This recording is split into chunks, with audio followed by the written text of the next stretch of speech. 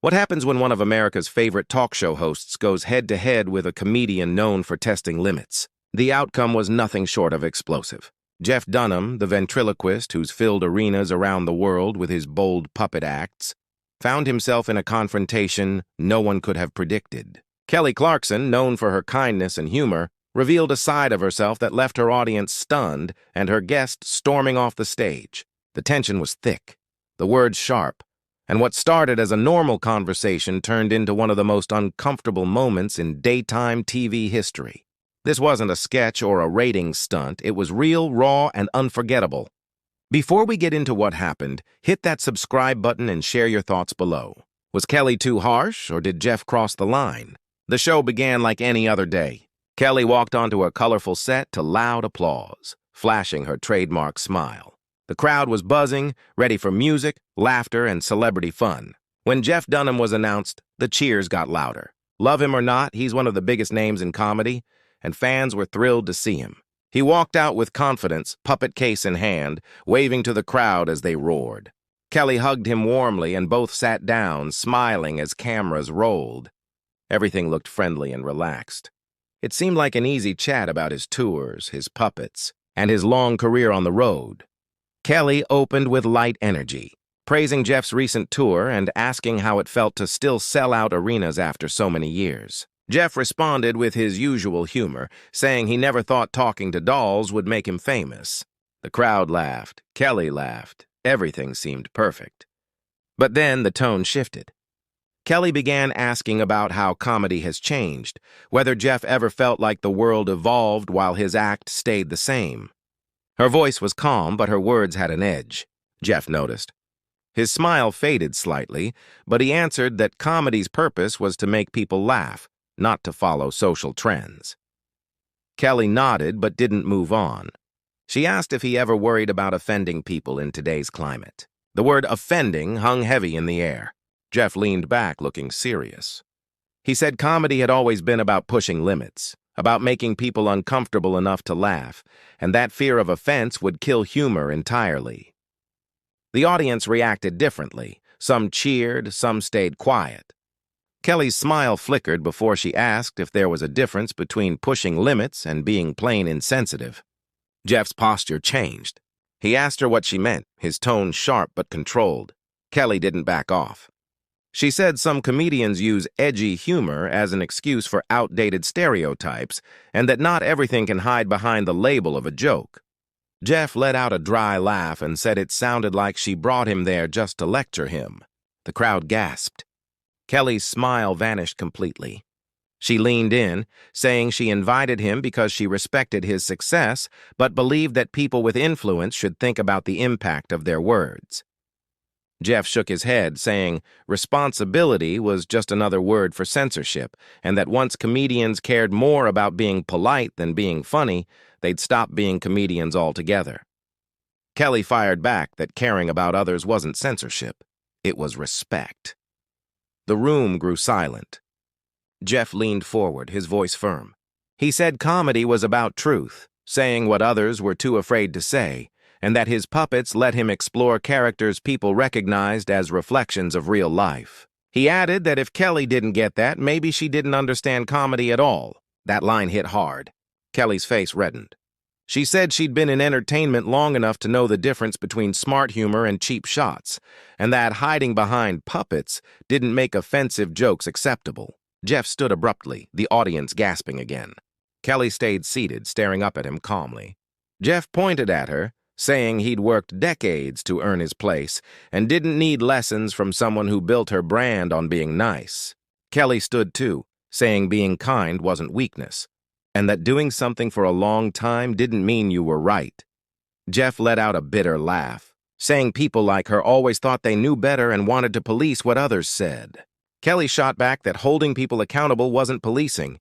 It was growth. The energy was tense. Jeff said he hadn't signed up to be attacked on live TV. Kelly said it wasn't an attack. She'd just asked honest questions. If he couldn't handle being challenged, maybe he wasn't as confident as he thought. That was the breaking point. Jeff grabbed his puppet case, said the interview was a waste of time, and headed toward the exit. Kelly called out, asking if he was walking away just because someone disagreed. Jeff stopped and turned, saying the difference between them was that he made people laugh while she made them feel good, and that one of those required real talent. The air froze. The audience reacted with a mix of gasps and nervous laughs. Kelly stood silent, then straightened, her voice louder now. She said talent wasn't just about laughter. It was about connection, about making people feel seen and lifted up. Jeff paused, facing away, then turned slowly.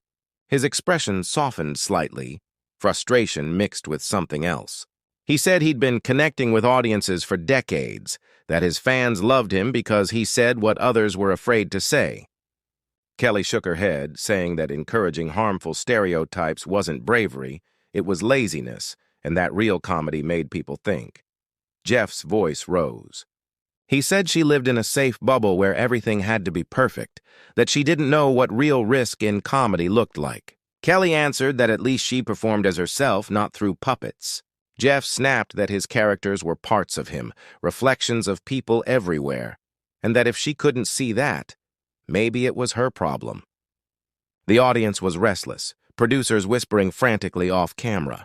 Kelly said his act wasn't deep, it was outdated caricature. Jeff fired back that people like her wanted to decide what was allowed and that rules killed comedy.